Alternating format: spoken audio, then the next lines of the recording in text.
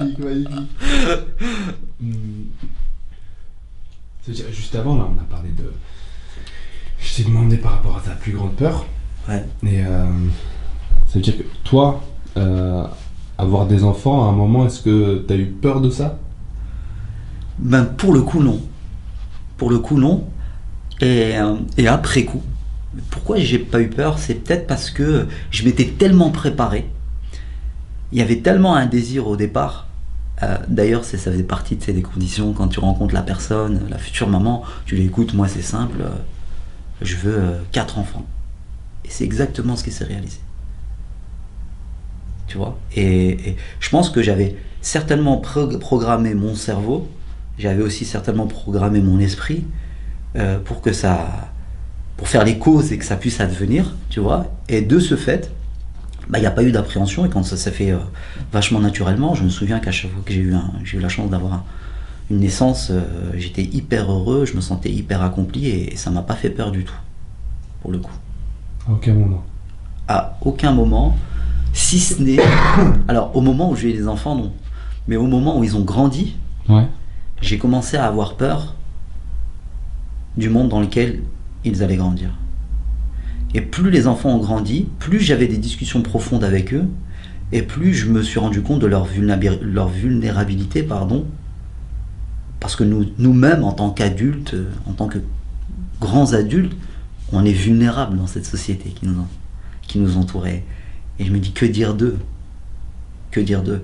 Et quand j'ai vu, surtout la dernière, la plus grande, qui commençait à atteindre un certain âge, qui commençait à aller au front en quelque sorte, aller à l'école, avoir des amis, me demander de pouvoir aller chez un tel, etc. Je me suis dit, elle aussi elle est confrontée, et elle aussi elle va devoir se renforcer.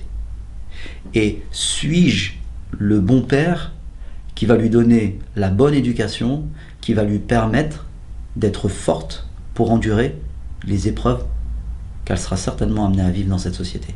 C'est surtout ça qui m'a fait peur. Comment être prêt devant toutes ces épreuves qui arrivent?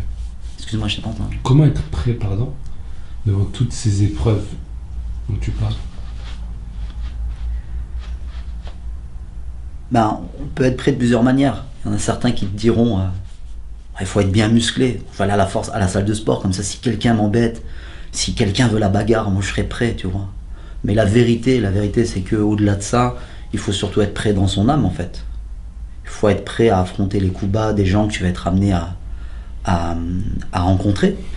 J'ai rencontré beaucoup de gens, notamment à travers les personnes que j'accompagne, qui ont été détruits par des relations toxiques, de personnes qui les ont constamment rabaissés, qui leur ont fait perdre leur confiance en eux, leur estime d'eux-mêmes, d'accord, et qui ont été détruits parce que ces gens-là n'étaient pas préparés. Donc déjà renforcer son âme pour faire face aux coups bas, et renforcer son âme pour surtout pour résister aux tentations en fait, aux tentations déviées, aux tentations d'aller vers les penchants de son âme, vers le confort, vers la paresse, vers toutes ces choses qui sont nocives pour le cœur et pour l'âme d'un être humain, bien que procurant du plaisir.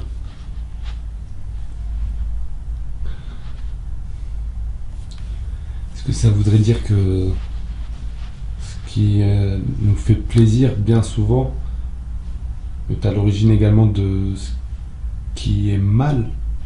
Pas forcément, heureusement. Pas forcément. Je prends beaucoup de plaisir, moi, par exemple, à méditer sur notre existence, sur la création. D'accord? Ça, c'est un plaisir, mais j'ai fait en sorte que ça me fasse plaisir. C'est pas un interdit qui proviendrait ni de ma religion, ni de l'éducation que j'ai reçue de mes parents, et qui m'a formaté d'un point de vue des valeurs que je voulais défendre et accomplir. Donc non, pas forcément. Mais il y a un certain nombre de choses qui vont te faire du mal, et par lesquelles tu vas être tenté, et si ton âme n'est pas renforcée, elle cédera à la tentation, et t'en récolteras ensuite les conséquences qui seront néfastes pour toi. Et il y a plein de choses. Ok, alors comment est-ce qu'on renforce son âme? Comment est-ce qu'on renforce son âme? Bah écoute, ça c'est la question d'une vie en fait. c'est la question d'une vie. Et alors, il y a des grands principes, d'accord? Il y a des grands principes, et ensuite, ce qui prend une vie, c'est de pouvoir les appliquer pleinement, ou au maximum possible. Les grands principes, c'est de contraindre ton âme. Tu sais, ça me fait penser à la définition qu'ont donnée certaines personnes de ce qu'est le soufisme. D'accord? Et parmi les traits de caractère profonds du soufi, il y a le fait de porter de la laine en plein soleil. C'est le symbole de quoi? C'est le symbole du fait de refuser de donner à son âme tout ce qu'elle te réclame. Et ton âme, elle va te réclamer du plaisir, qu'il soit bon ou mauvais pour toi, qu'il soit licite ou illicite. Ton âme, elle va réclamer du confort, qui soit une bonne chose pour toi ou qui soit pas une bonne chose pour toi. Et donc, pour lutter contre ce penchant de ton âme vers le confort, vers la paresse, vers les choses qui sont mauvaises, qui vont te nuire, etc., etc., il faut la contraindre en amont. C'est un peu comme un entraînement. Tu sais, beaucoup de gens savent ce que c'est que d'entraîner son corps en allant à la salle de sport, en soulevant de la fonte, etc. Mais peu de gens, je pense, du moins dans la société dans laquelle moi j'ai grandi, savent ce qu'est le sport de l'âme, qui consiste à contraindre ton âme, à la renforcer pour faire en sorte qu'elle ne soit pas comme une girouette et qu'elle n'aille pas répondre à tous les penchants qui peuvent être néfastes pour toi et qui peuvent te faire dévier de la voie que toi tu dois suivre. D'accord? Et c'est ça qu'il faut apprendre. Et c'est ça qui est difficile. Et c'est pour ma part le grand travail que moi j'ai à faire dans mon développement personnel. Et ça, c'est le travail d'une vie. Et je pense qu'on n'aura jamais fini, du peu d'années qu'on a à vivre sur cette terre, on n'aura jamais fini d'apprendre à éduquer son âme. Et à éviter qu'elle devienne comme une girouette.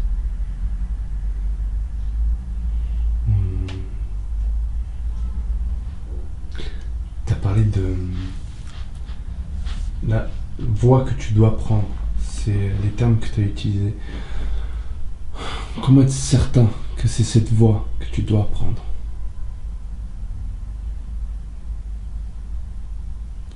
Est-ce qu'on peut en être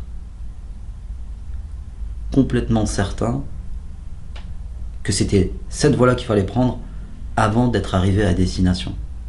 Je ne sais pas. Mais en tout cas, la première voie qu'on prend par défaut, c'est souvent celle qu'on nous a demandé de prendre dans notre éducation. D'accord? Que ce soit la voie spirituelle, que ce soit la voie académique, dans le diplôme que tu vas poursuivre, que ce soit la voie professionnelle par extension. La plupart des gens, par défaut, choisissent une voie qu'on leur a dictée.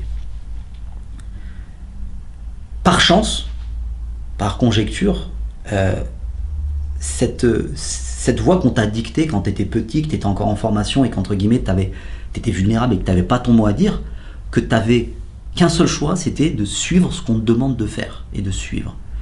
Par chance, parfois, c'est la bonne voie qu'on te fait emprunter.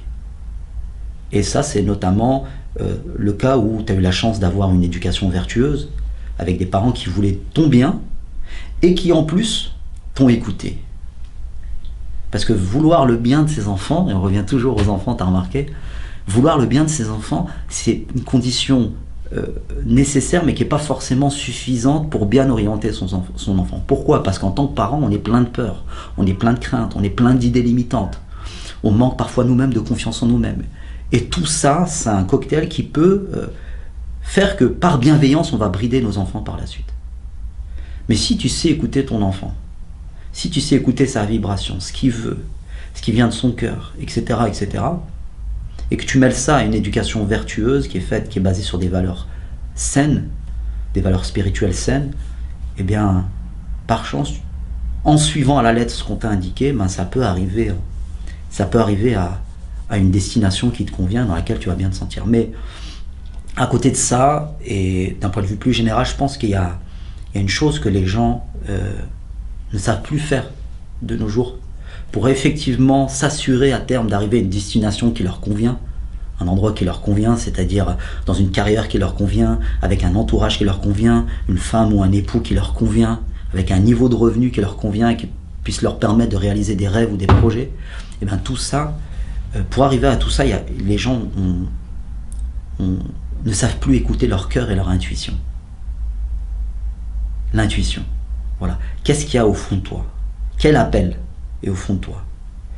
Quel appel est au fond de toi et que, à cause de l'ego et du brouhaha environnant, tu n'arrives plus à entendre en fait.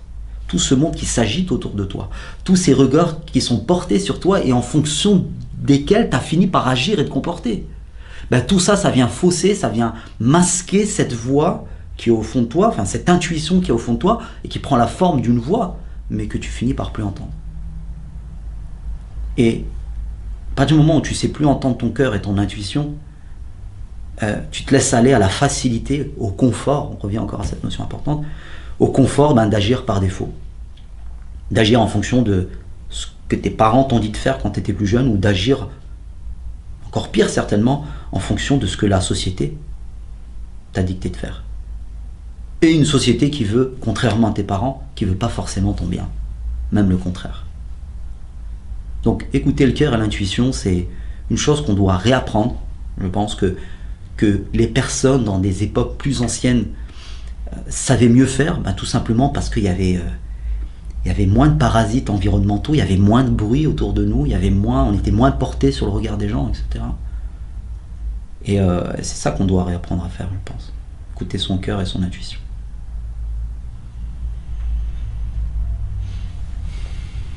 C'est quoi la différence entre écouter son cœur et écouter son intuition? Waouh, bonne question.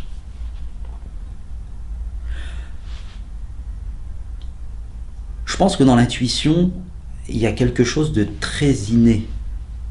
C'est-à-dire, c'est comme une flamme qui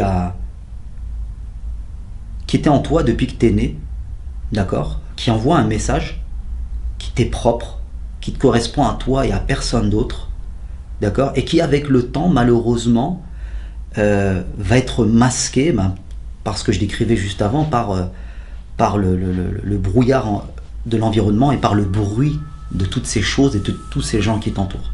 Et tu finis par plus l'entendre. Donc il y a quelque chose de très originel, très inné, d'accord. Le cœur, c'est plus en surface. Je pense que le cœur, tu peux y accéder un peu plus facilement en te posant des questions percutantes, d'accord, du style, voilà, maintenant je me pose 2 minutes, 5 minutes ou 30 minutes, chose que les gens ont du mal à faire tellement ils sont embarqués dans une routine quotidienne effrénée qui les empêche même de se poser 5 minutes pour s'interroger sur eux-mêmes, sur ce qu'ils ont dans le cœur. Et donc le cœur, pour moi, c'est plus simple parce qu'il suffit de prendre 30 minutes, de te poser des questions percutantes que peut-être les gens n'osent plus se poser aujourd'hui. Au-delà de ce qui m'arrive maintenant, au-delà de la situation dans laquelle je suis maintenant, que ce soit professionnel, personnel, vie de couple ou autre. De quoi j'ai envie?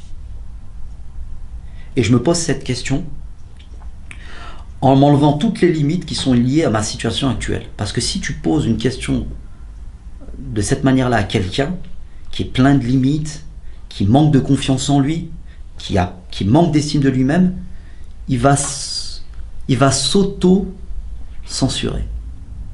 Parce qu'il y a une petite voix en lui qui va dire « Non mais ne dis pas ça, t'es pas capable. Non mais ne dis pas que tu veux tout quitter pour partir à l'autre bout du monde parce que t'es pas capable. Parce que tu n'en auras pas le courage, parce que tu n'en auras pas la force, et parce que tu ne mérites pas parfois aussi. Et ça, c'est un autre problème. Donc il faut savoir se poser les bonnes questions percutantes, et ça peut être facilité par le fait que quelqu'un te les pose de l'extérieur. Quelqu'un qui veut ton bien, bien sûr.